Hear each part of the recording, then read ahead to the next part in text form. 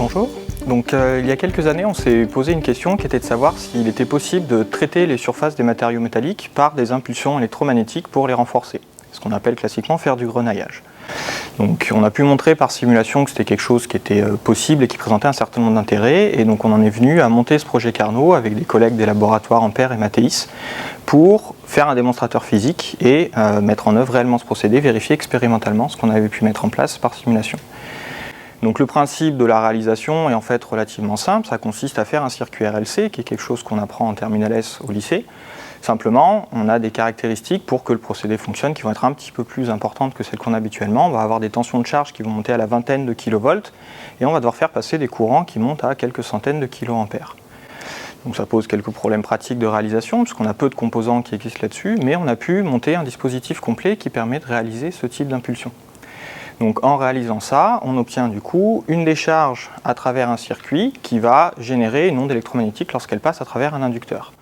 Donc les décharges qu'on va avoir vont avoir des puissances en crête qui sont typiquement de l'ordre du gigawatt, c'est-à-dire qu'on va au maximum avoir la puissance d'une tranche de centrale nucléaire qui va traverser pendant des temps très courts, ce qui fait qu'au final on va avoir une impulsion de l'ordre de quelques kilojoules, c'est-à-dire l'énergie qui va être projetée sur la surface d'un mètre carré par le Soleil en quelques secondes.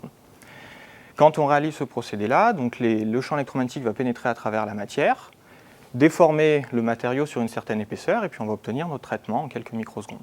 Si on regarde une pièce qui a été traitée, le premier aspect intéressant qu'on va constater, c'est qu'on ne voit rien, c'est-à-dire que la surface n'est pas modifiée par le traitement.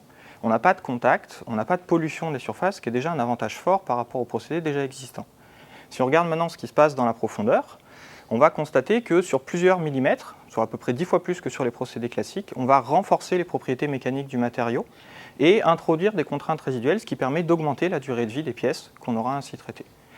Le troisième avantage fort de ce procédé-là, c'est qu'on a des modèles de simulation, ce qui fait qu'on est capable d'être prédictif là-dessus, et on a quelque chose qui est pilotable, puisqu'en jouant sur les caractéristiques électriques du système, on va pouvoir piloter le niveau de contraintes résiduelles qu'on va introduire.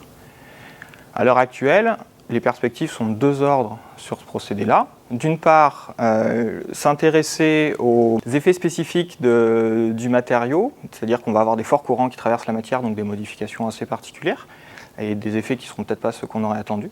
Et l'autre aspect, c'est d'aller vers quelque chose de plus industrialisable, une manip qui soit plus répétable que l'aspect démonstrateur qu'on a à l'heure actuelle. Voilà, je vous remercie de votre attention.